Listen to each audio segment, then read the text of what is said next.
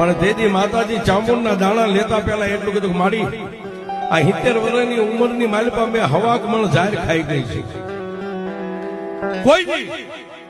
કોઈ ભુવાની માતાએ મારું ભલું નથી કર્યું અને આજ મારી તું મને એમ કહેશ કે દાણા ખાઈ જા. મારી રવા દે, ઝાર ખોટી પડશે ને તું ખોટી પડીશ. પણ સાહેબ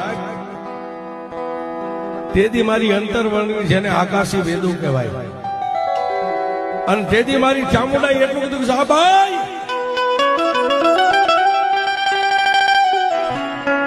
આજ સુધી તે ગમે એટલા દાણા ખાધા પણ મારી ચામુંડનો એક વિશ્વાસ રાખીને ખોળો પાથર અને આ દાણા ખાઈ જા.